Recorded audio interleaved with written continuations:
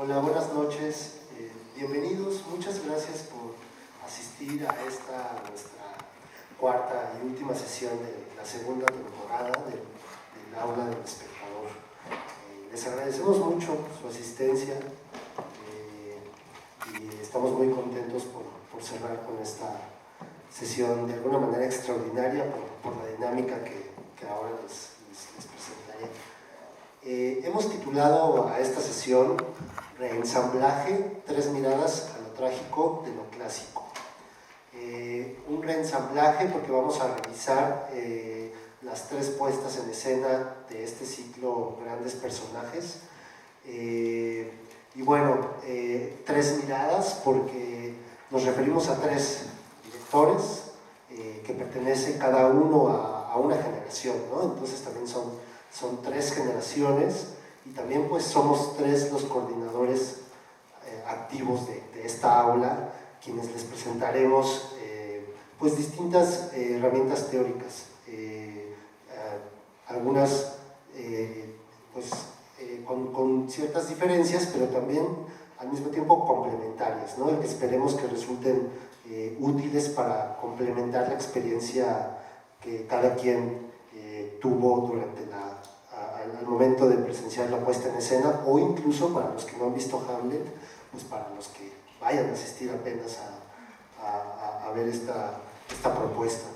Y bueno, esta será como les decía, una sesión extraordinaria porque no tendremos invitados, artistas, hacedores, y entonces armamos otra dinámica. La primera sección está dedicada igualmente a exponer herramientas teóricas en la que cada uno de nosotros tres participará durante 8 minutos. Una de las cualidades de esta sesión será el tiempo. Nosotros de entrada pensamos que el tiempo es una condición humana, inherente, ontológica, y que al mismo tiempo es parte de la construcción de una circunstancia de lo trágico en cada personaje.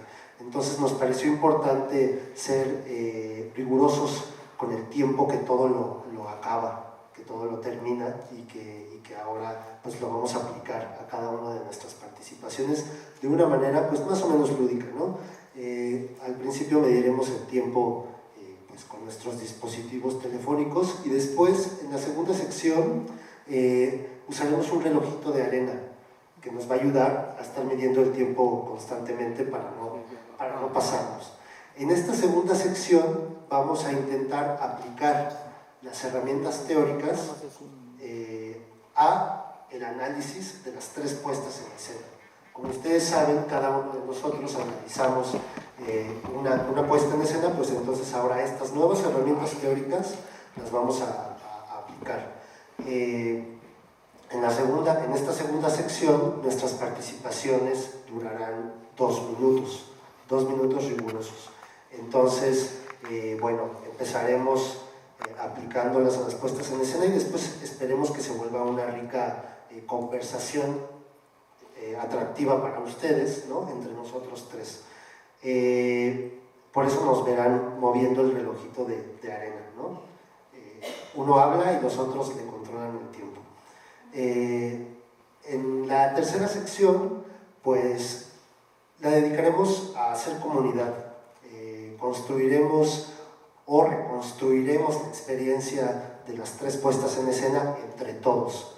Proponemos dos maneras. Una, que ustedes expongan de manera directa y concisa alguna duda o comentario sobre las herramientas teóricas expuestas en las tres sesiones anteriores y en la de hoy. U otra manera, que ustedes presenten alguna reflexión sobre su vivencia en estas puestas en escena, ¿no? Entonces, bueno, ahí hay dos alternativas con las cuales todos podremos construir de alguna manera una experiencia colectiva. Y como dice el doctor Dubati, pues hacer convivio, ¿no? Participar entre todos nosotros. Y bueno, como lo que sí tendrá seguimiento tal cual, pues es nuestra cuarta sección, que es el cóctel, donde todos podremos participar de una manera mucho más relajada, menos protocolaria, tomándonos un vinito y unos ricos cacahuates. creo que por mi parte en esta presentación es todo.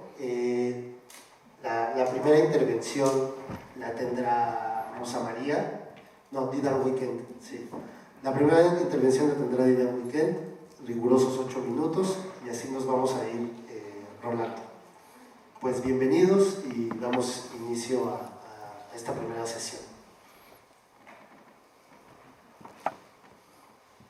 Buenas noches. Pues sí, creo que esta es un aula especial. Es la primera vez que nos reunimos también en esta otra dinámica, que al menos a mí me resulta muy atractiva. Creo que es un momento de encuentro, un momento de poder también en este encuentro tener la oportunidad de escucharnos, ¿no? Ya nos hemos ido conociendo un poco más las últimas sesiones en esta rica cuarta sección que tenemos, pero creo que dentro del propio espacio del aula también es muy rico poder escuchar esta noche sus reflexiones hacia dónde caen estos contenidos, estas cosas de las que hablamos a lo largo de todo este trayecto. Y bueno, yo hice una reflexión un poco general. Decidimos justamente que empezara yo porque creo que las reflexiones que les quiero compartir son más bien generales. Titulé a esta breve intervención La enunciación de lo clásico como un discurso hegemónico. Hay un autor que a mí me gusta mucho que se llama Juan Villegas, que en su libro Historia multicultural del teatro y las teatralidades en América Latina nos propone una división en categorías de los discursos teatrales. Él habla de discursos hegemónicos, marginales y desplazados. Dentro de mi trayecto en mis propios estudios de mi tesis de maestría y doctoral, una de las cosas con las que tuve que lidiar es con pensar en términos de lo clásico y pensar en términos de los discursos teatrales hegemónicos, marginales y desplazados. Y bueno, esta propuesta que hace Villegas me parece muy atractiva porque me parece bastante singular la forma en la que él habla de lo clásico. Voy a tratar de aclarar estas ideas. Él entiende los discursos teatrales hegemónicos como aquellos que son producidos dentro de sectores hegemónicos, es decir, podemos pensar como en la institución, ¿no? En los circuitos culturales. Pensemos en circuitos culturales, no nada más los institucionalizados a nivel gubernamental, porque también hay pequeños microcircuitos culturales, ¿no? Digamos, cualquier organización cultural podría ser factible de propiciar un discurso teatral hegemónico. Por otro lado están los discursos marginales, que digamos, se entiende, son aquellos que están en los márgenes.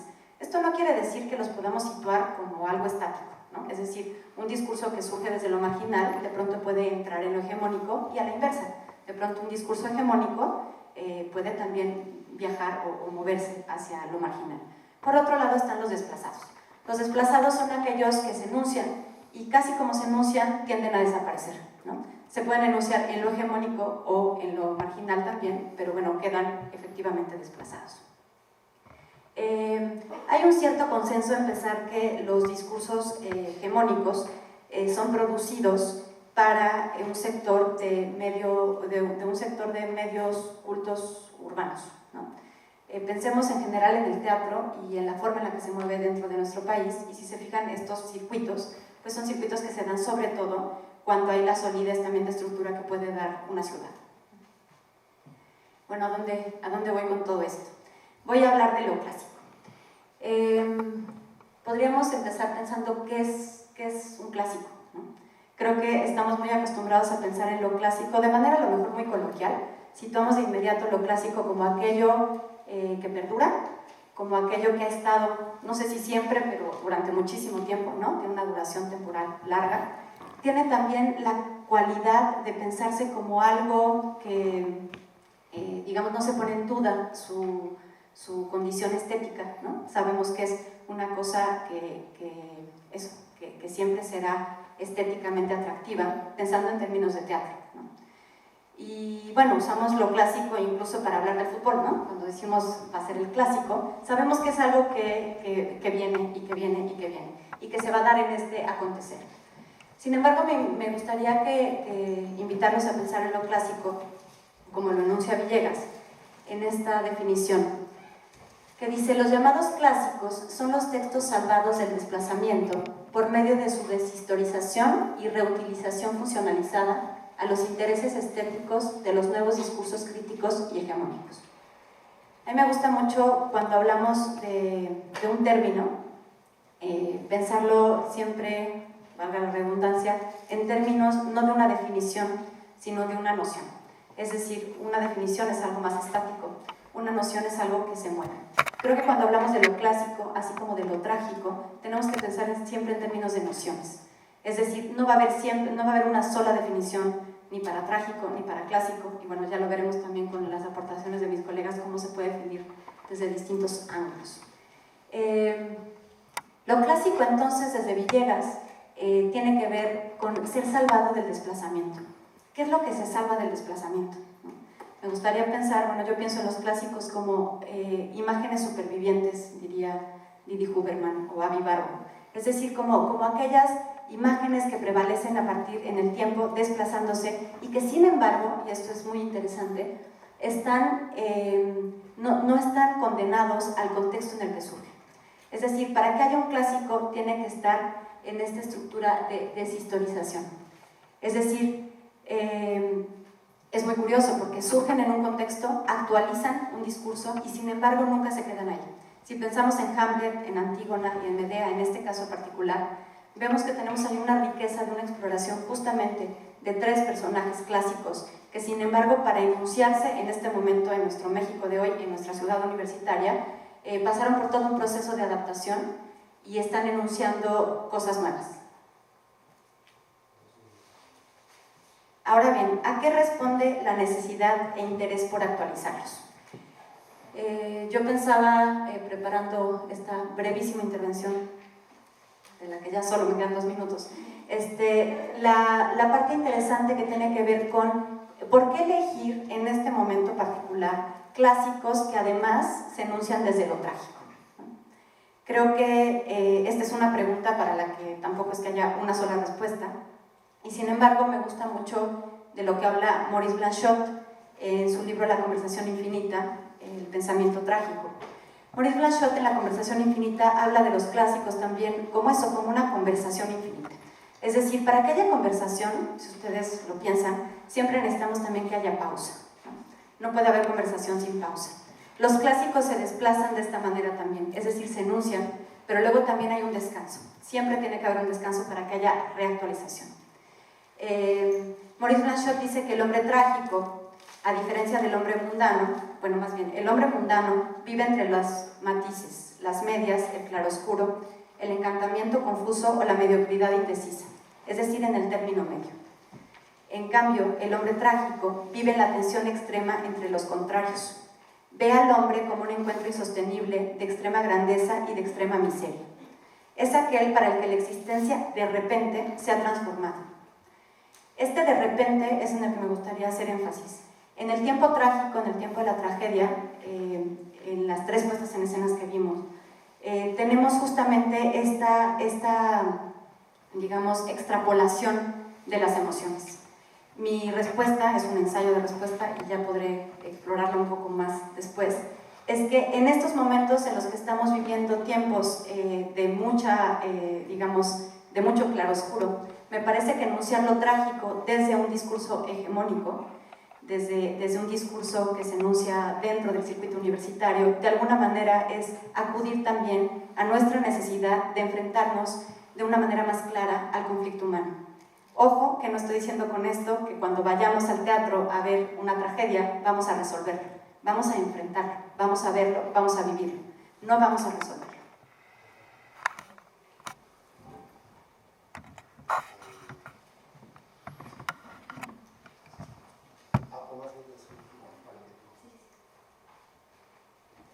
Bueno, ahora me toca a mí. La cosa del tiempo le imprime cierto nervio al asunto, extra. Pero bueno, mi tema de abordaje es el mito como hilo de lo trágico en lo clásico. Voy a tomar a Carlos García Gual, cuya referencia se encuentra hasta abajo de sus hojas de ruta, y también un poco, si me da tiempo, a Borges. Estas nociones sobre lo trágico que parte del mito. De entrada podemos entender el mito como una narración surgida en un pasado remoto, en un tiempo pretérito. Aquella fórmula que el cuento toma para empezar diciendo había una vez, o érase una vez. Dentro del mito no tiene un tiempo preciso. Eso es súper importante. Y es lo que lo va a hacer, de entrada, pervivir durante muchos tiempos, ¿no? De una manera anacrónica. Este mito, como decía hace un momento, es un relato o narración que versa sobre temas fundamentales del ser humano y su mundo. El mito entonces proyectará o intentará presentar una visión sobre el orden del mundo. Como bien decía nuestra colega Dida Ngui, esta respuesta siempre va a estar en constante movimiento, de acuerdo a su periodo histórico y su contexto filosófico o religioso. En el mito también es importante como señalar ciertas características. Tiene una herencia narrativa, es de propiedad comunitaria. Esto no quiere decir que sea universal, puede ser bastante focalizada, un grupo de 10 personas o una o varias naciones. En ese sentido, tiene que ver con un recuerdo colectivo constantemente revitalizado, y esto hace que permanezca en la memoria de la gente. Lo que pasa con estas tres puestas en escena es que escuchamos Hamlet y sabemos un poco más o menos de qué va, ¿no? O con una Antígona. Sabemos la historia. Lo que nos interesa ver es esa revitalización que se va a generar con cada propuesta escénica. Lo mismo sucedió de alguna manera con las representaciones griegas, ¿no? Se tenía la base anecdótica, pero se iba a ver de qué manera se comportaba el personaje, de qué manera se comportaban los dioses. Y bueno, Carlos García Gual afirma que el mito tiene dos cosas fundamentales que para el teatro son bastante interesantes. Tiene un carácter dramático y tiene un valor ejemplar. Esto es, el mito se constituye, el mito es una serie de contenidos abstractos que están en constante cambio, pero que necesitan asentarse, primero asentarse en una tradición oral o asentarse en un texto. Y en este sentido, en el asentamiento de los textos, pues llega también a asentarse en la literatura dramática, ¿no? En lo que precede a la acción teatral. Carlos García Gual explica que el mito, el carácter dramático del mito necesita estar accionado todo el tiempo. Es decir, el mito, y ahí coincide con Borges, lo importante del mito no es tanto su contenido, sino la acción que promueve en los seres humanos. La acción escénica, la acción ritual propiamente, la acción dancística. El mito necesita estar corporeizado constantemente para seguir viviendo. En un principio pensemos que el drama, en tanto acción, está contrapuesta con el logos, que etimológicamente tiene que ver con el razonamiento o con un discurso teórico. Pero lo interesante de la literatura dramática, lo interesante de una puesta en escena, es que se basa en una serie de razonamientos puestos en acción. Si nosotros recordamos a Antígona, por ejemplo, casi toda la obra versa sobre los argumentos que presentan uno y otro lado, en esta tensión ética, ¿no? Entre Antígona y Creonte.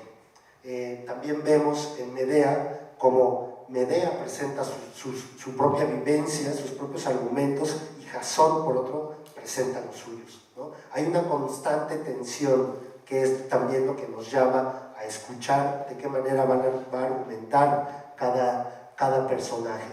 Y bueno, y esta tensión que surge entre estos dos personajes, o de esta tensión participamos todos. Participan los técnicos del teatro que están accionando sus cuerpos para hacer operativo toda la mecánica teatral. Participamos nosotros con nuestra expectación, con nuestro razonamiento, con nuestra reflexión, y participan, por supuesto, las actrices y los actores en escena. ¿Cuánto me queda? Rosy tiene mi contraseña. Quisiera cerrar un poquito con esta idea con la que yo partí en la sesión que me tocó coordinar de Antígona. Cómo el mito entonces es un discurso o narración que ofrece una explicación del mundo. Repito, esta explicación nunca se cerrará. También por eso nos es atractivo el mito, porque nunca nos va a terminar de dar una respuesta. Siempre vamos a tener la necesidad de estarlo planteando para presentarnos respuestas en este presente, ¿no? Es lo que hace anacrónico también el mito. Y el mito conecta con lo trágico en un sentido de sucesos que desajustan radicalmente el acontecer de la vida. Veíamos con Menke también en la sesión que me tocó coordinar esta diferencia entre lo trágico y la tragedia. Lo trágico es el evento a los que a todos desgraciadamente nos ha tocado participar, expectar en la vida cotidiana. La tragedia es una elaboración representativa de lo trágico. La tragedia es la elaboración poética de lo trágico. Y así se manifiesta en tanto género teatral. Y bueno, lo clásico resulta pues de que lo trágico es parte de nuestra vida, ¿no? Eso es lo que le da su valor de clásico.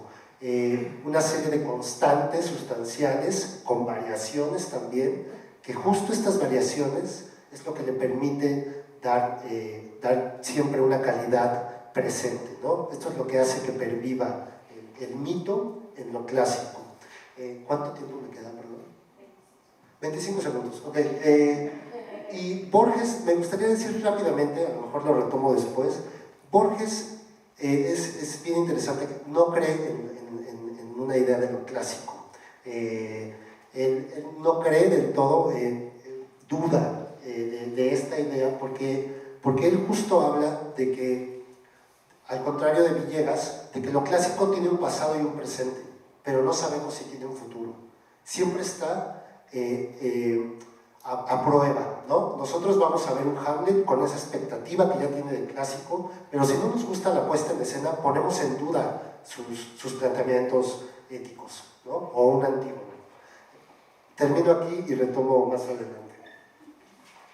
Y bueno, cedo la palabra a nuestra colega Rosa María Gómez.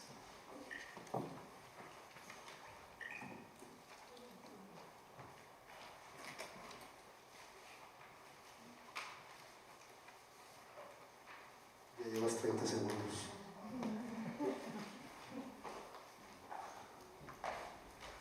Bueno, yo voy a tener que usar la computadora porque olvidé mis lentes, entonces necesito ver algunas guías. Yo inicio con esta imagen que es un eje vertical que propone Jean Cot en su libro El manjar de los dioses. Para mí, este eje vertical y este círculo plano terrenal que está al centro del eje, digamos, puede enunciar muy bien la estructura de estas tres obras que hemos presenciado: Medea, Antígona y Hamlet. Y quisiera empezar primero con este concepto de la tragedia. La tragedia es un concepto occidental. En japonés, en el lenguaje japonés, no existe una traducción como tal. Entonces también como tener este referente de que la tragedia es un concepto occidental. Lo trágico no, pero la tragedia como esta construcción dramática es parte del mundo occidental. En esta imagen, en esta estructura, para Cot hay un símil entre el Génesis griego y el bíblico. Esto es, el arriba es donde están los dioses, que son inmortales, donde está el cielo, donde está Dios, de la parte bíblica. Y el abajo es el infierno, es el Hades. Donde, en esta contraposición, digamos, al centro va a existir este círculo plano terrenal, que también refiere para Cot el espacio de la orquesta y que es también el espacio de los seres humanos, que para los griegos eran efemérides, esto es, eran efímeros. El tiempo de un día era muchísimo en comparación de lo que era el tiempo para los dioses. A la tragedia precede este caos. Cott también refiere a Norton Fry, quien encuentra similar el orden de la tragedia griega, isabelina, a la que nombra tragedia del orden o tragedia de la caída. Y yo encuentro también un símil con la temática y con las estructuras de Medea y de Antígona. Gracias. De tal forma que para Norton Fry, esta tragedia del orden o de la caída tiene estos personajes: el rey padre, el usurpador y el vengador. En Medea, el rey padre sería Eteo. En Antígona, Polinices. Y en Hamlet, el rey Hamlet, el padre.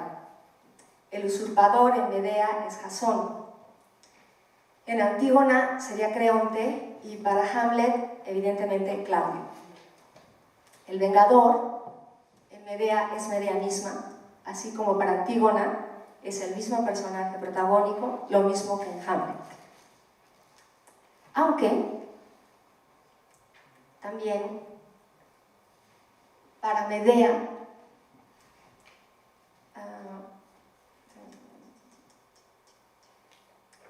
el personaje del rey padre también podría ser ocupado por Creonte, el rey de Corinto. Los personajes vengadores son los héroes que irremediablemente serán sacrificados. En las tres obras hay una ejecución del destino, que de alguna manera conocen los personajes, han sido anunciados que esto sucedería. Los tres afrontarán esta lucha intestina, que librarán también ante una sociedad de la que se irán separando y expresarán de alguna manera, con estas frases nostálgicas, con frases melancólicas, la separación del espacio donde habitan por esta concepción y por esta lucha que están viviendo internamente. Medea, por ejemplo, expresa su pesar por la lejanía de la tierra, de su tierra de origen, de su padre. Antígona también estará rememorando de alguna manera y lamentándose su vida pasada, ¿no? El núcleo familiar en el que pertenecía ella y cómo se ha ido desmembrando. Hamlet también añora este esquema familiar, ¿no? Entonces, por lo tanto, también añora la presencia del padre. Y se lamenta de este rompimiento, de este esquema familiar, que también va a tener una consecuencia con el enfrentamiento que tiene al mundo que le toca vivir. La toma de decisión a la acción de la venganza en Medea también hay una serie de frases que van a enunciarlo, ¿no? Esta concepción de maté a los niños, o mató a los hijos, porque era lo único que tenía Jasón que podía dañarlo, lo único que tenía Jasón de ella que podía destruirlo. En Antígona desafía hasta la muerte a la autoridad, a Creonte. Y Hamlet resuelve cobrar con sangre su venganza, ¿no? Tiene que ser con sangre, y hay una frase que repite al final, que es: tiene que ser con sangre o si no, no va a poder seguir viviendo. Y no va a tener otra opción más que la sangre. Las decisiones que toman afectan y arrastran a su comunidad. En las puestas en escena también está esta propuesta de llevarnos a nosotros como espectadores en esta toma de decisiones. El espacio y la conformación de las propuestas también tiene esta relación en el cómo somos llevados a este viaje junto con los personajes protagónicos. En Medea, por ejemplo, hay también esta relación que yo encuentro, una relación con los elementos naturales, con la tierra, las piedras, el material del que está conformado la construcción escénica y el vestuario refiere este apego a la tierra y de alguna manera a la animalidad, ¿no? a la naturaleza misma de Medea. En Antígona, la desnudez del escenario, y por un lado, ¿no?, habla de esta crudeza de la temática, ¿no?, del momento determinante en el que se encuentra Antígona. Y a esto se suma además la intervención del coro que sale del espacio que ocupamos como público. Esto es, irremediablemente nos sentimos parte de este espacio comunitario de la misma obra. Y en Hamlet, los espectadores acompañamos este deambular, ¿no?, esta desazón que vive Hamlet, también en el recorrido del espacio de los diferentes niveles, ¿no?, por el cual atraviesa Hamlet, y también nosotros somos partícipes en este recorrido, ¿no?, el arriba y el abajo.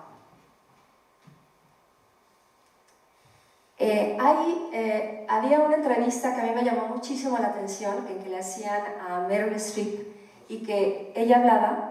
¿Ya acabamos? ¿En serio? Perdón, termino con esto.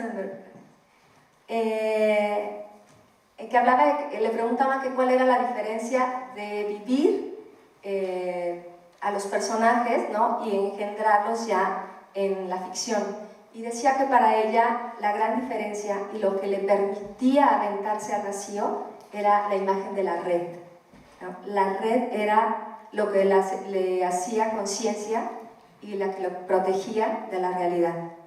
Cuando uno se avienta como actor a la vivencia de los personajes, a la historia de los personajes, tiene esta imagen que te protege, porque es la ficción, ¿no? La red es como una imagen de la ficción.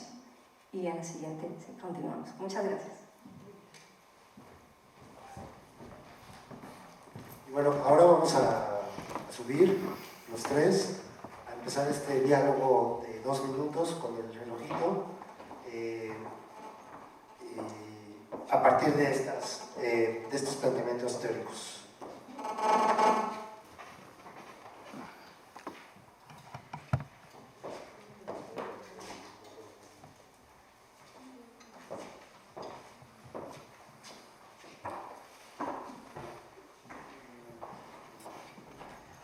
Bueno, pues usualmente este espacio está habitado por los creadores y nosotros normalmente tenemos estos diálogos y estas discusiones tras bambalinas, y ahora estamos acá para sostener este diálogo también frente a ustedes, ¿no? Son diálogos que tenemos continuamente.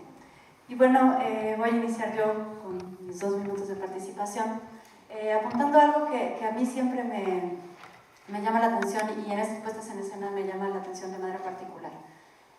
Yo trabajo siempre desde una perspectiva intermedial con las puestas en escena, es decir, pensando que las puestas en escena siempre se enuncian como, o bueno, cualquier acontecimiento escénico, se enuncia como algo que se plasma en muchos medios.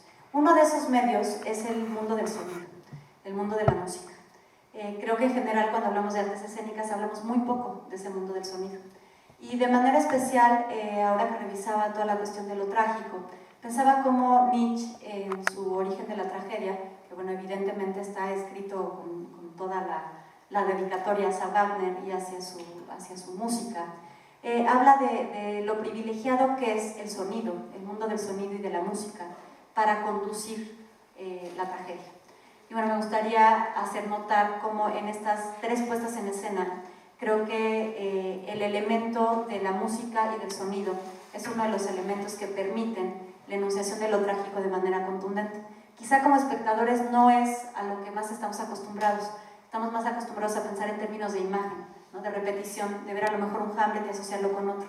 Sin embargo, a mí me llamaba la atención cómo ciertos sonidos metálicos, como puede ser el cántaro de agua en el caso de Medea, o las copas de cristal en el caso de Hamlet, nos llevan de inmediato a una sublimación que habla justamente de este mundo del misterio, de este mundo de las tinieblas, que en lo trágico resulta ser indispensable para poder enunciar un discurso.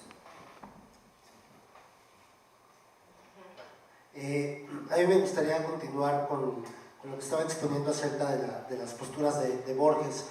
Hay algo flotando ahí en los planteamientos del mito y de la tragedia que justo es lo que le da su calidad de permanencia.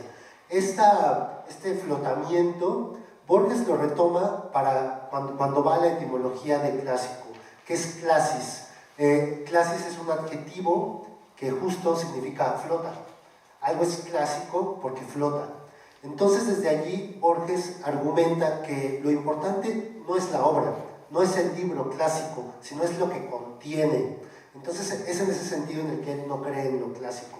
Él cree en la necesidad del ser humano para responderse ese algo atávico que plantea lo clásico. Y bueno, él cree más bien en los medios transmisores del cuerpo humano, del ser humano. Es que ya no sé si cada vueltecita duraba 1 o 2 minutos, pero y si vamos a alargarlos muchos. Ok. Y este planteamiento se parece mucho al que propone Octavio Paz en su libro El arco y la lira, donde hace una diferencia entre poesía y poema. A mí me parece que la poesía justo es aquello que está flotando, ¿no? Lo abstracto, lo que se tiene necesidad de decir, lo que se siente, lo que se quiere enunciar. Y lo que dice Octavio Paz es, el poema, en este caso el mito, es el asentamiento de esa pregunta fundamental a la vida.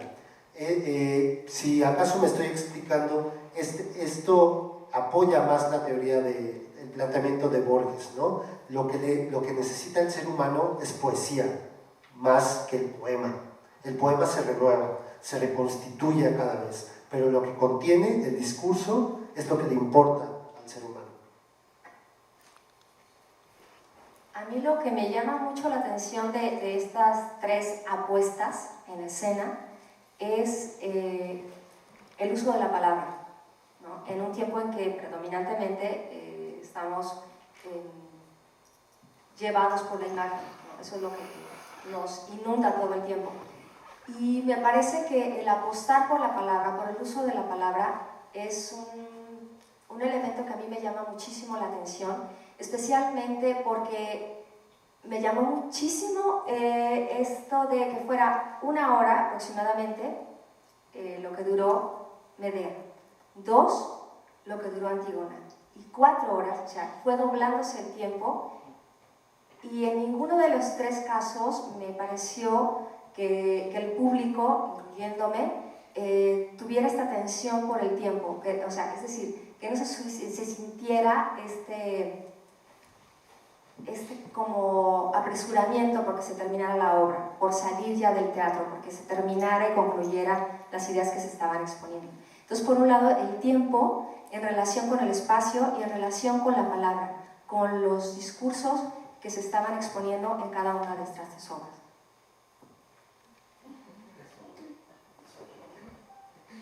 Bueno, un poco yo platicaba con Luis cuando nos contaba sobre su enunciación para esta obra sobre el mito, que de alguna manera yo entiendo también que el mito está asociado de manera inherente, o al menos desde algunos teóricos, al rito, ¿no? Creo que de pronto tenemos ciertas corrientes que la palabra rito la tienen muy estigmatizada. Sin embargo, a mí me gustaría recuperar en este sentido esta ritualidad del teatro. Creo que en los clásicos, como en muchas otras puestas en escena también, más bien todas, siempre hay un elemento ritual. En los clásicos más que en cualquiera quizá, ¿no? Creo que en estas imágenes que son supervivientes, que están ahí presentes, pues se anidan emociones fundamentales humanas. Desde el pensamiento de Aby Warburg podemos pensar en estas emociones fundamentales ligadas siempre, por ejemplo, al dolor, a la pasión, al deseo. Creo que en los trágicos siempre están estos 3 elementos. El elemento del duelo me parece que puede ser una de las líneas que nos permite unir estos 3 mundos, y me parece que hablar de duelo desde lo ritual sería también una línea interesante para abarcarlos. El duelo como un proceso de movimiento. No podemos hablar de duelo nunca como algo estático. El duelo siempre implica transición, siempre implica desplazamiento emocional y desplazamiento físico. Pensaba yo en términos de este duelo, cómo discutíamos también un poco sobre si el duelo es ausencia o es presencia. De alguna manera creo que en las diferentes formas que se plantea lo trágico, se plantea esta ritualización de lo trágico, podemos hablar, en el caso de las tres puestas en escena, de movimientos diferentes respecto a este duelo. Y en mi siguiente intervención les digo por qué. Yo quisiera retomar esto que estás diciendo, Di, porque retomar la cuestión del duelo y algunas constantes que precisamente hacen perviviente lo trágico, al menos en este ciclo de grandes personajes. Estas constantes al menos se manifiestan de una manera. El personaje protagónico tiene la necesidad de elaborar un duelo, y ese duelo tiene que ver con una persona viva y con una persona muerta. En el caso de Antígona es con Polinices por un lado, la persona muerta, y con Creonte, la persona viva, ¿no? En ese sentido es que también coincido con la idea que expone Rosa María acerca del vengador, ¿no? El vengador siempre tendrá una relación con a quién vengar y con quién ejercer la venganza, ¿no? Esta extrapolación entre la vida y la muerte. En el caso de Hamlet, bueno, pues él tiene la necesidad de vengar a su padre, a Hamlet padre, al rey, y vengarse del nuevo rey, que es Claudio. Esto me parece que establece una idea bastante pues sensible de la necesidad del duelo, que se encuentra siempre en medio entre la vida y la muerte. Sí. Pero bueno, cedo la palabra. Bueno, en relación al duelo, a mí también me parece importante esta relación que se mantiene y cuál es la transformación de los personajes a lo largo de cada una de las tres obras, ¿no? Cuál es la disposición al duelo y cómo es este proceso de la venganza, cómo lo van viviendo cada uno de estos tres personajes y cómo van incluyendo a la comunidad, ¿no? A su propia comunidad. En Medea, por ejemplo, esta concentración de todos los personajes del coro y de los demás que intervienen en la obra de Sófocles, me parece muy interesante que se haya condensado en este solo personaje, en el andrógino, y cómo es la participación del andrógino en relación con Medea. O sea, cómo va a ser todavía más evidente la soledad de Medea, que no en la obra de Sófocles, pero sí en la de Germán Castillo y Mansell Mendel, cómo va a estar subrayada esta soledad de cada uno de estos personajes que sobreviven a la tragedia. Y en Antígona es esta forma en la que David Gaitán decide terminar la tragedia, que de alguna manera también nos incluye y nos permite compartir como espectadores y completar esta parte que vivimos de insatisfacción, ¿no? De estos deseos de venganza que podemos ver realizados en el escenario. Y en Hamlet es como este cuestionamiento al que nos hemos enfrentado o como personas de cómo se vive este proceso de duelo cuando está precisamente ausente el que ya murió, pero sigue presente de alguna manera fantasmal, y también está presente en esta suplantación del papel que ya murió, ¿no? En este caso don Claudio, cómo es acompañado por la madre, que la madre también es un elemento fundamental. Bueno, continuando con esto un poco del duelo, decía yo en mi aula sobre Hamlet la semana pasada que de alguna manera Nietzsche habla de la promesa como el conflicto fundamental humano. Y a mí me parece que esto se conecta de manera sustancial e importante con el duelo. Porque el duelo de alguna manera tiene que ver justamente con una promesa rota. Es decir, la muerte de alguien implica una promesa rota. De la misma forma que... y es una promesa rota en ambos sentidos, es decir, quisiera que ese alguien esté presente para continuar en esta vida, pero también tiene que ver con esta parte de que no alcancé a hacer yo con ese alguien, o para ese alguien, o por ese alguien, para seguir. Entonces no hay manera de cumplir esa promesa hecha a uno mismo o hacia el otro, porque justamente se frena a partir de este momento trágico, ¿no? de este suceso, de repente del que hablaba yo de Maurice Blanchot, en el que este solo suceso genera un quiebre, una ruptura, que acentúa justamente esta ruptura de la promesa. Pensaba yo en términos justo de la ausencia y la presencia como un asunto que no se puede resolver y que en sí mismo tiene justamente esta condensación trágica. Es decir, el duelo es duelo porque no se puede lidiar ni con la ausencia ni con la presencia, ¿no? En los tres casos creo que se nos aparece así. Trayéndolo un poco a la actualización que creo que tenemos en este momento, de alguna manera estamos siendo un país en donde la palabra duelo, la palabra trágico está presente de manera cotidiana, ¿no? Son palabras que, digamos, son inherentes a los seres humanos, que las tenemos ahí, y sin embargo en estos tiempos específicos que estamos viviendo son palabras que podríamos casi que subrayar, llenar periódicos enteros, o hacer ligas y links para ver la cantidad de veces que se repiten a la semana.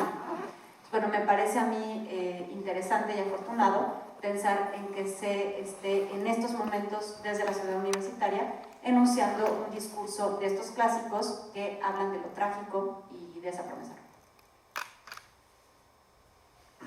Y voy a ser consecuente con lo que tú planteabas sobre lo ritual, y también platicábamos anteriormente que a mí de pronto me gusta también encontrarme con otros planteamientos teóricos que no descartan el del ritual, pero que más bien lo pueden complementar, y los cuales se refieren a la representación.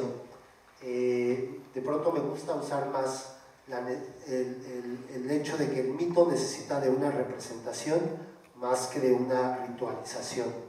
Representación en tanto elaboración del lenguaje, en tanto tejido de signos, que de pronto se pueden zafar de la connotación que algunos antropólogos le dan al rito, ¿no? Como con ciertas cargas simbólicas relacionadas con lo religioso. En tanto, la representación se queda simplemente en la necesidad de una elaboración sígnica y simbólica. Este término de representación también me parece que le da cabida a otro tipo de teatralidades que no necesariamente sigan una estructura dramática, como algunos pudimos ver en el ciclo anterior con Reincidentes, o lo que sucede al final, en esta vez con Antígona, donde el público participa de otra manera a la que anteriormente se tenía como establecido, como simplemente, entre comillas, como espectador, ¿no? Donde se rompe el drama estructurado desde un texto. Entonces es desde ahí donde me gusta pensar la representación como un tejido de signos que necesita poetizar el acontecer trágico de la vida cotidiana. Y veo que se nos está acabando el tiempo y apenas tenemos ¿quién será? Tiempo para ti, contigo, Rosy. Yo quiero leer algo que tiene que ver con esta actualización del rito y el porqué de la temática de los clásicos. Ariane Mnouchkine responde a la pregunta ¿por qué abordar el repertorio clásico griego con su compañía, el Teatro del Sol, en Francia, y expresaba en torno a la tragedia. Mientras más se aman, más se matan. En realidad, ese tema es nuestro tema. Nos habita desde siempre. La guerra civil, la lucha fratricida, el enemigo interior, incluso en el interior de sí mismo. Porque se trata de algo incomprensible, inaceptable y misterioso. Un enigma. Por eso es uno de los grandes temas del teatro. Y a mí me parece que esto contiene todo lo que hemos estado de alguna manera hablando y debatiendo fuera de aquí y aquí mismo, que tiene que ver con la respuesta que de alguna manera me da este enunciamiento de del porqué de la tragedia, ¿no? Y por qué llevar a cabo esa tragedia. Y porque desgraciadamente no hemos dejado de vivir estos mismos tiempos, ¿no? Con diferentes matices, pero sigue siendo lo mismo. Y de la manera en que se han abordado estas tres obras, la propuesta de cada uno de estos directores, la resolución escénica, me parece que tiene que ver con esta promesa también, de alguna manera. El cómo la obra te promete algo, ¿no? Conoces estas tres obras son conocidas ya, y hay una expectación en la resolución de la puesta en escena. El inicio de las obras nos promete de alguna manera algo, nos enuncia algo que tenemos una cierta incertidumbre y cierta certeza de cómo va a acabar porque conocemos la obra. Pero en las tres obras, yo creo, hubo esta especie de sorpresa que tuvimos la oportunidad de vivir, ¿no? Como espectadores. Bueno, ahora pasamos a nuestra tercera sección, donde todos podemos participar, recordar un poco estas dos propuestas que tenemos, plantear dudas directas acerca de las herramientas teóricas que hemos propuesto, o bien plantear una reflexión con el fin de que todos construyamos una idea o ensayemos una idea acerca de este ciclo Grandes Personajes. Entonces, bueno, ahora ustedes tienen el micrófono.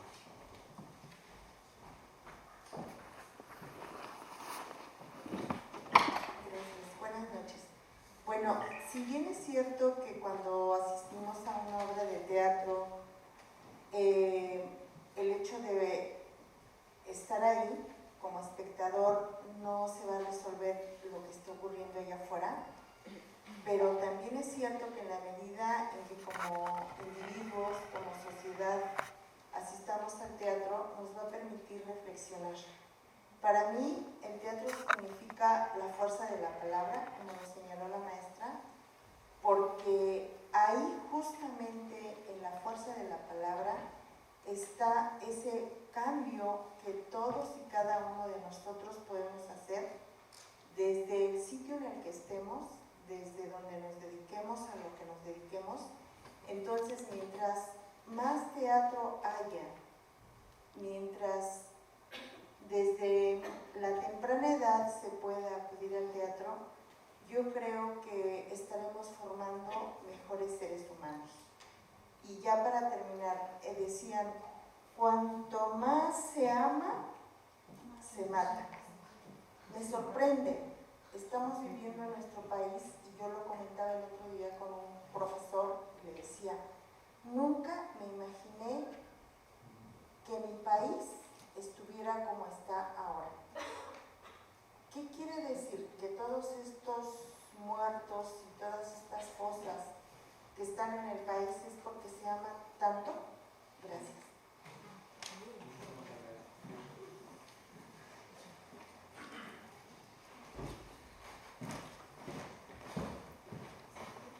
Gracias. Bueno, mi reflexión es un poco compleja, voy a tratar como de aterrizarlo más, pero parto de la pregunta de por qué la tragedia, por qué estamos hoy todos aquí, venimos para tratar de unir tres obras o tratar de resolver qué, ¿no? Entonces, tratando de elaborar esta situación, me quedo con estas palabras de promesa, tiempo atávico, trágico, mito, representación, actualización de la situación, ¿no?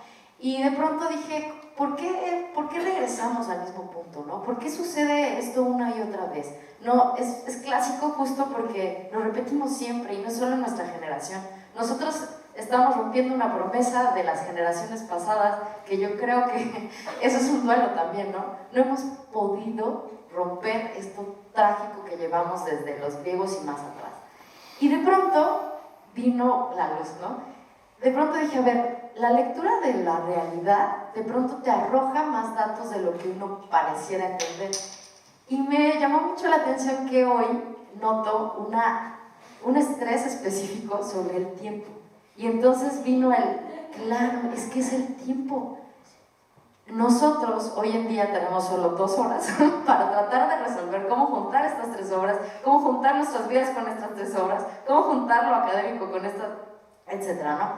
Y entonces pensé, claro, rompemos y rompemos la promesa porque creo que estamos tratando de resolver todo en 3 horas, bueno, en 2 horas o en nuestra propia vida, ¿no? Que es muy corta. Entonces creo que el ser humano trata de hacer justo estas representaciones dentro del mito o hacer cuestiones teatrales o hacer muchas cosas que han ido apareciendo desde libro, o sea, todo tratamos de hacerlo para que la promesa de que algún día podemos resolver esto, que es clásico, se logre, ¿no? Entonces, pues justo queda la duda, ¿no? De qué es lo que no hemos hecho. O sea, ¿cómo podemos procesar más rápido lo que realmente hemos procesado, ¿no? Gracias a las artes, gracias al teatro, gracias a esta aula, gracias a muchos otros lados de reflexión. Pero algo no está sucediendo.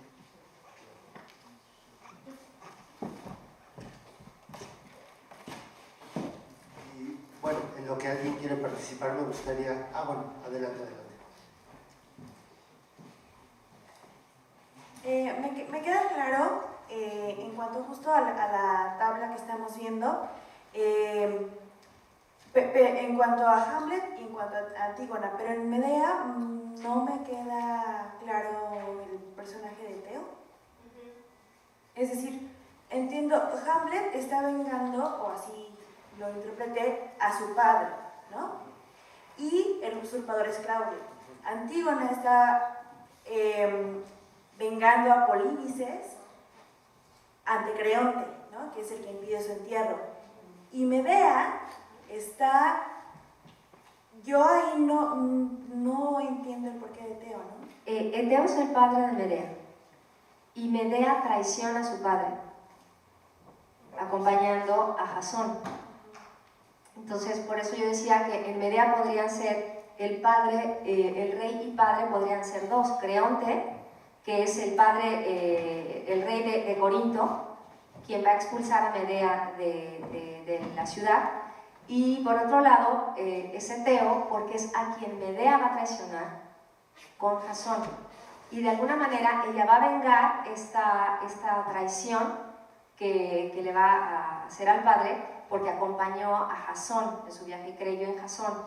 Cuando Jasón la traiciona a ella, ella también de alguna manera está vengando a su familia, está vengando la traición que ella misma le hizo a su padre, a Eteo. Ok, ya, gracias. Bueno, más o menos mi duda era esa, acerca de quién era lo que estaba vengando Medea, pero lo que yo estaba pensando ahorita era no solo que estaba vengando la misma traición que hace a su familia, sino también como que siento que Medea está vengando su amor por Jasón, porque realmente Medea sí amaba a Jasón, y al ver que pues él no la quiere, pues creo que también parte de esa venganza es vengar su amor, o sea, su corazón, sus sentimientos. Entonces, más o menos yo también me quedé como en blanco, porque Luis no terminó eso, entonces fue como que, ¿pero qué estaba vengando Medea realmente? Gracias. Por ahí atrás, ahí. Bueno, el mío es como un comentario, si no van a intervenir, creo yo. Yo sí quisiera como rescatar esa parte del valor de la palabra, como lo mencionaron en sus comentarios, pero yo creo que va más allá. Bueno, en el teatro hay una fusión que es la persona y la palabra. No es lo mismo la palabra porque la puedes leer y puedes interpretar, pero no es lo mismo cuando ves a alguien que habla eso y que interpreta eso. Yo creo que esa es otra dimensión que ayuda a nuestro inconsciente a entender. Bueno, también ahí quiero poner como una barrera, por así decirlo. A pesar de que sí se manejen los temas de nuestra realidad, no es lo mismo verlo en una obra de teatro porque de alguna manera va a estar como lleno de como poético y no va a ser, no tiene ni el mismo impacto ni la misma dimensión. Entonces yo creo que sí, el teatro nos ayuda, pero yo creo que hay que ubicarlo correctamente en el espacio que ocupa en nuestras vidas. No, me gusta mucho el teatro, pero yo creo que no hay que darle ni tampoco quitarle lo que no le corresponde. Y no sé si por eso esté mal. Bueno, sí, también era con lo que yo quería decir de lo poético. Cuando dicen que lo que se ama se mata, yo creo que es muy ajeno a nuestras realidades, sin embargo, muy adentro de nuestros deseos e imaginario, yo creo.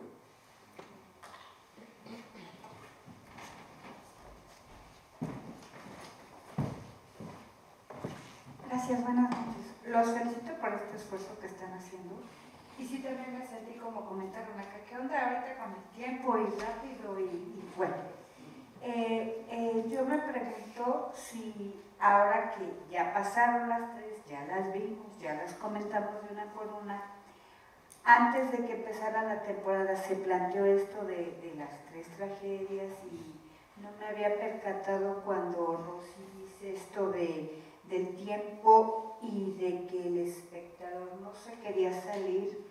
Me voy a atrever y permíteme diferir contigo porque yo creo que eso depende de cada espectador y depende de los temas que se manejan y también para mí ha sido una sorpresa esto de que cada dramaturgo hizo su propia adaptación de las tragedias y para mí como espectador sí me gustaron las sorpresas con las que me encontré durante las obras y luego todavía el venir aquí y comentar sigue este proceso de autotransformación. Entonces, la primera que vi fue Antígona y fue así como que, ¿qué está pasando? De hecho, la tuve que ver nuevamente para entender un poco más qué había pasado.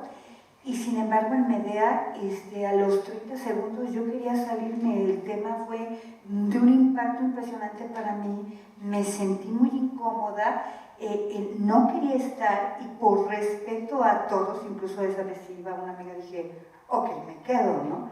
Pero la sentí incluso larga, de muchas horas, porque fue bastante confrontador el tema que se estaba tratando en general. La actuación de la actriz también tuvo un impacto impresionante en mi ser. Entonces, ahora que estamos retomando cuestiones del duelo, del mito, de lo que Borges dice, de lo que los autores que ustedes nos presentan, todavía sigue habiendo un trabajo de autotransformación dentro de mí como espectadora. Todavía quiero más en el sentido de, a ver, vámonos con calma, las participaciones de cada uno siguen teniendo eco dentro de mí como espectador y me parece muy importante este espacio precisamente por lo que está ocurriendo. Entonces ha sido un disfrute y me parece un buen cierre de la temporada y sí quisiera saber si hubo como una planeación previa a esto de las tragedias, si los autores platicaron entre sí o si se comentó algo con respecto en esta línea o tendencia. Muchas gracias. Muchas gracias por los comentarios y bueno, digamos la UNAM plantea siempre sus temporadas con una temática, ¿no? En esta ocasión efectivamente estaban así planeadas las tres puestas en escena y la decisión de hacer esta cuarta aula fue una decisión nuestra, fue una propuesta de nosotros como coordinadores. Nos parecía interesante, nos quedamos con ganas la vez pasada de poder dialogar, de poder juntar, ¿no? este viaje. No lo habíamos visto las obras, no sabíamos hacia dónde iban tampoco, entonces bueno, fue de una riqueza muy grande lo que se fue sumando, ¿no? Y sin embargo creo que, como bien lo mencionas, estas tres dimensiones distintas, estas tres formas de enunciar un discurso trágico, clásico, desde 3 generaciones de directores en 3 espacios tan distintos, ya de por sí tienen una gran riqueza como propuesta, ¿no? Cuando yo hablaba hace un momento sobre el discurso hegemónico, justamente quería yo enfatizar esta parte de la riqueza que implica que una institución convoque a resucitar 3 clásicos, pero desde 3 puntos de vista de generaciones tan distintas, con una forma de hacer teatro tan distintas, que creo que sí o sí, de una forma u otra, a todos, a unos por edad, a otros por sensibilidad o por lo que sea, alguna de las obras nos debe haber tocado, ¿no? Y bueno, nada más como para cerrar este comentario, Jorge Dubati, el director de esta aula, dice que a veces el teatro teatra y a veces el teatro no teatra, es decir, a veces pasa y a veces no pasa. Creo que en esta ocasión, con alguna de las 3 obras, al menos el teatro debe haber teatrado en sus espectadores.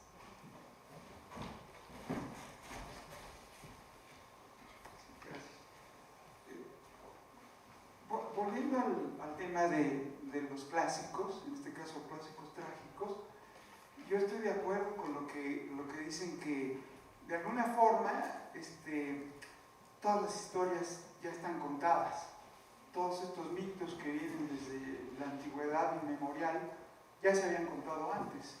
Seguramente, así como Shakespeare, Sófocles, retomaron todas estas historias. Creo que lo que le da la fuerza a todo esto, creo yo, bueno, además de lo que estamos diciendo, de que son mitos inmemoriales que tocan a la humanidad sin considerar la fecha y el espacio, o sea, a todos nos tocan, pero creo que es bien importante hacer énfasis en que lo que ha hecho estos clásicos son esas figuras, sobre todo el vengador, ¿no? El ofendido que se venga. Es decir, me refiero a estos personajes que se convirtieron en arquetipos, y eso le da una fuerza enorme. Por eso son clásicos. Tal vez tiene razón Borges, y a lo mejor en un momento dado pasa de moda, no sé, Hamlet como arquetipo, se supera por alguna otra forma, algún otro personaje que a lo mejor contenga de una forma más completa todo este drama. Pero yo creo que pues puntualizando en estos arquetipos, ¿qué es lo que les da esa fuerza? Yo siento que es la forma como están actuando. O sea, Medea es la mujer despechada que siempre ha existido en todas las épocas, en todas las civilizaciones. Y lo que hace ella, la venganza de Medea contra Jasón, es sacrificar a sus propios hijos. Es decir, se venga de Jasón y al mismo tiempo se autoinmola. Lo que hace Antígona, o sea, la venganza que comete es contra sí misma, ¿no? Ella dice, es la venganza de la hermana ultrajada. Es mi hermano y es orden divina que las exequias. Entonces no puede estar por encima de la ley sagrada, la ley civil, y Creonte está mal, y lo único que puedo hacer es desobedecer, y es una autoinmolación. En el caso de Hamlet es el hijo ultrajado, ¿no? Es el hijo, y ahí la venganza no es contra sí mismo ni contra sus hijos, es contra todos, o sea, es la sangre, ¿no? Lo que están ustedes diciendo. Aquí esto reclama sangre de todos que participaron en este ultraje. Entonces, esa forma como ellos definen su venganza tiene tal fuerza y tal peso que los convierte en arquetipos y que han perdurado, por eso se convirtieron en clásicos. Claro que sí, esto del mito, en su forma de representación o de ritualización, tiene un peso enorme, pero estos personajes, digamos que remacharon esa calidad de clásicos, en este caso clásicos trágicos. O sea, me vino a la mente esto después de escucharlos a ustedes y de ver todos estos esquemas.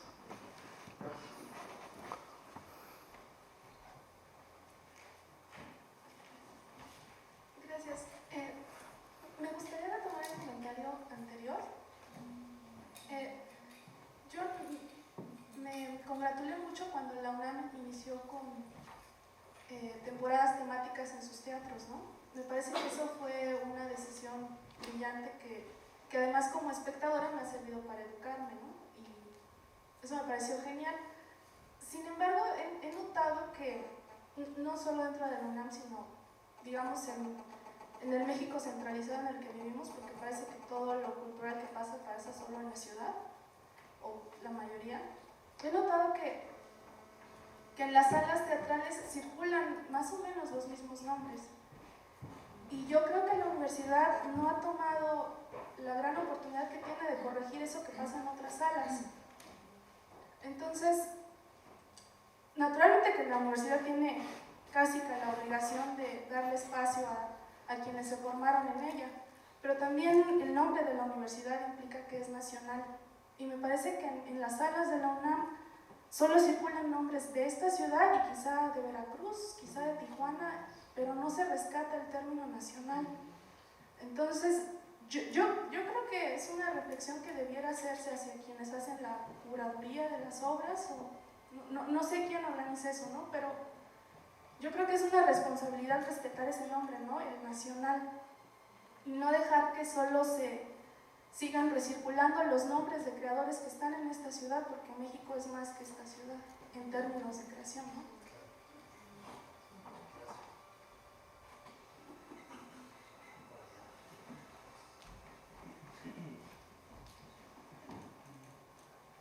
Gracias, hola. Me resulta muy interesante pues este inexorable conflicto que ha trascendido. Es muy humano esto. Yo vivo en conflicto, todos vivimos en un conflicto, y es muy similar a lo que escribió Eurípides, Sófocles, Shakespeare. Y bueno, yo había leído que en un prefacio de las 19 tragedias, no sé, no me acuerdo bien, pero pues fue escrito tantos siglos después de estas 19 tragedias, y pues escribían que Eurípides capta todo lo humano, capta todos los sufrimientos, capta todos los anhelos, todo lo que el hombre es, todo lo que el hombre pues desea, quiere. Y pues yo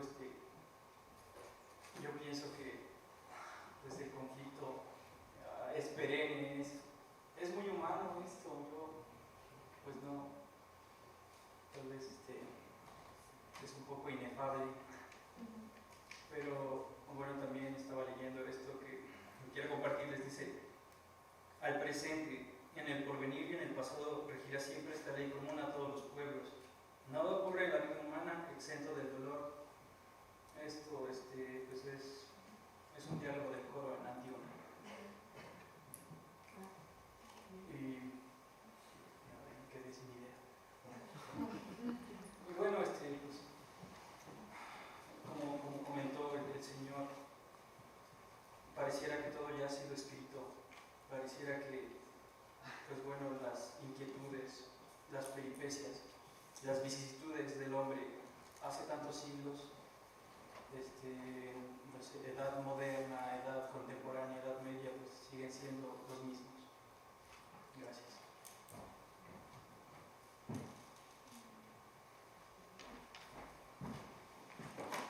Bueno, yo me quedé con un poco bueno, me gustaría que hablaras un poquito más de lo del mundo del sonido, porque, por ejemplo, en Antígona, en la parte en donde ella empieza a tratar de bajar el cadáver de su hermano, pone una música muy agresiva, ¿no?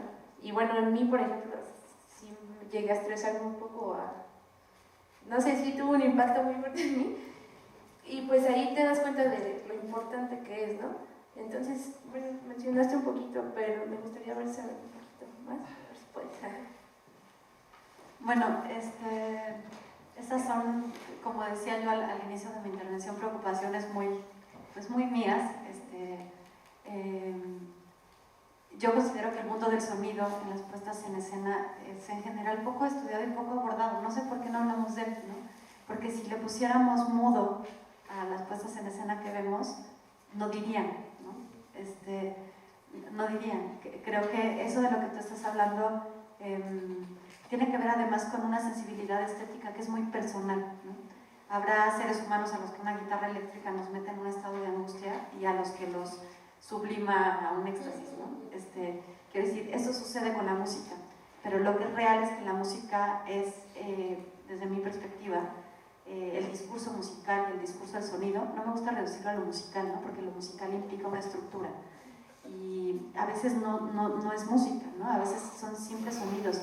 El sonido propio de los cuerpos, ¿no? Hablamos muy poco del sonido de los cuerpos. Los cuerpos en escena emiten un sonido. Yo pensaba ahora en Hamlet, lo cercano que es. Uno escucha los pasos, escucha los movimientos, escucha el sudor, ¿no? No nada más lo ves, lo escuchas. Y toda esa información que te da aquello que escuchas, yo creo que es totalmente relevante, ¿no? Y bueno, claro, me llevaría, digamos, mucho pensar en todas las anotaciones que tengo de las 3 puestas en escena que ahora abordamos. Yo siempre hago por obsesiva una tablita en la que voy registrando todos los sonidos que hay en esas puestas en escena. Y ahora yo simplemente la revisaba y decía, híjole, qué riqueza, ¿no? Se podría hablar tanto justamente de los valores simbólicos que da el sonido en estas 3 puestas en escena. Y lo que sí podría decirte es que revisándola las 3, lo que tenían en común eran ciertos momentos de cadencias trágicas, clarísimas, en donde no era la imagen, no era la voz, no era la palabra, no era la actuación lo que estaba enunciando lo trágico, sino era el sonido. Y a mí me gustaría complementar esto que dices, Didangui, con una cosa que planteaba Tucídides al momento de diferenciar el mito de la historia, ¿no? Como el mito como algo que no es comprobable y la historia algo que se tiene que demostrar. Y él decía que el mito tiene el encanto, el placer de la audición, y esto tiene que ver con el término acróbasis, el placer de la audición. El mito y la elaboración trágica entran por el oído, ¿no? Y no solo la palabra dicha, sino también todos estos sonidos que se generan con el cuerpo o con algún instrumento. Eso es parte de lo que hace atractivo o de lo que hace poético la vivencia de lo mítico en la tragedia, ¿no? En la representación teatral en este caso. Y de ahí pues se complementa, me parece muy bien con esto que tú dices, ¿no? Cada elaboración, cada acróbasis tendrá su propia manera de manifestarse y a veces haremos empatía con ello o no. En relación también con esto del sonido, yo lo relaciono con la voz, ¿no? Con la emisión de las palabras. Entonces, cuando tú me dices que no estás de acuerdo conmigo, que bueno, yo lo relaciono un poco, para ti fue claro que fue la temática lo que te hizo que fuera muy largo, ¿no? A veces es la emisión de la voz de quien está haciendo esta performatividad del texto una vez que se expresa en la voz hacia afuera, hacia los que estamos en una reunión, en esta reunión de lo teatral, que hace muy pesado, porque no se emite bien, porque hay cierta cadencia, o sea, tiene que ver también con la musicalidad de cómo se expresa. Entonces, si bien es cierto, ¿no?, que todo está escrito ya y todo ya se habló, es lo mismo, pero no es igual nunca, porque cada representación es diferente, porque cada vez que se emite un texto, cada vez que sale de un cuerpo una palabra, tiene un significado y un peso diferente. Por más ensayos que se hayan hecho y más matemático que se haya calculado que fueran los trazos escénicos, ¿no?, los de dirección. Pero creo que en esto de la musicalidad yo me sumo en la musicalidad de la palabra y de los cuerpos, sí. Y si no hay música, está el sonido de los cuerpos. Y si hay, o sea, siempre está presente el sonido.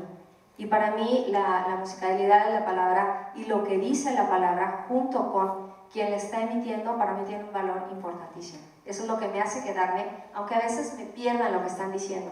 Pero cuando alguien habla muy bien, cuando tienes este cierto entrenamiento en la voz, yo me quedo y me pasan cosas, ¿no? Que eso a mí me parece muy rico. En la segunda parte de cada sesión, el momento en que dialogan coordinadores y creadores, las pláticas se desarrollaban básicamente atendiendo la anécdota, lo conceptual, la estética. Cuando llegaba el turno, digamos, de lo simbólico, ya sea un coordinador o algún espectador que planteaba algún elemento de la puesta que para él simbolizaba determinada cosa, la mayoría de las veces los creadores, los directores básicamente, pues se sorprendían de la interpretación y ellos aseguraban que básicamente eran recursos o atendiendo a la practicidad, es decir, nos funcionó en los ensayos y se quedó, o al estético, me gustó y se quedó.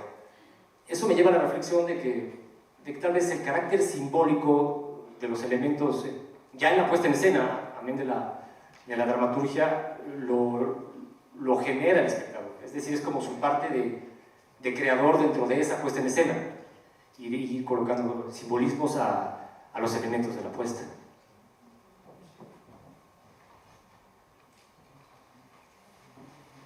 Gracias, buenas noches. Yo solamente quisiera acotar una cuestión con respecto a lo que decía la doctora que está aquí frente a mí, perdón, Rosy me parece, sí.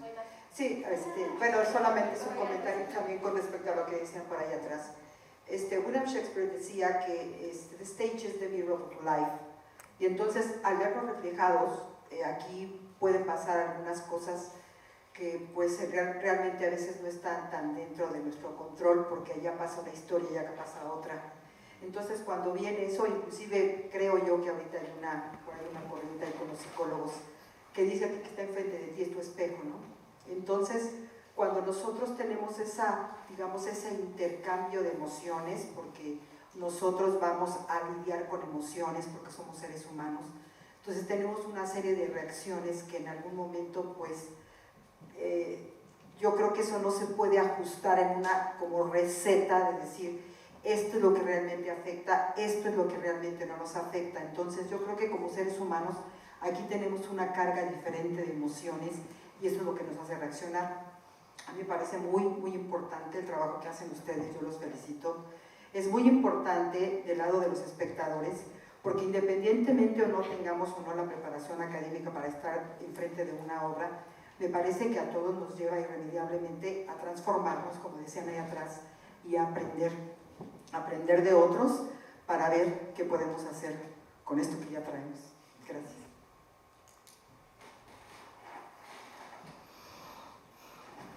Tenemos tiempo para una reflexión más. Esta es para Dinamo, que dice que registra toda la musicalidad de la zona. Hubo un micrófono en Antígona girando en el aire, en el espacio, y mi pregunta siempre fue, ¿se estaba generando algún sonido o solo era visual? Yo me quedé con la misma duda. Me quedé con la misma duda porque yo pude ver Antígona nada más una vez. En ese momento yo alcancé a percibir no un sonido, pero sí una vibración. A mí me parece que lo que se estaba generando era efectivamente un lenguaje visual, pero un lenguaje visual que, fíjense, cuando hablamos del mundo del sonido, esto ya va a sonar todavía más obsesivo, pero cuando me va a poner relojito. Cuando hablamos del mundo del sonido, no hablamos nada más de aquel sonido que está aconteciendo, sino también del sonido que nuestras cabezas reproducen. Es decir, una imagen visual puede llevar a estimular la zona del cerebro que produce un sonido. Es decir, puede estar simplemente un movimiento generándote un sonido y tú efectivamente lo estás escuchando. No solo escuchamos aquellos sonidos externos, también hay sonido que se produce desde adentro, ¿no?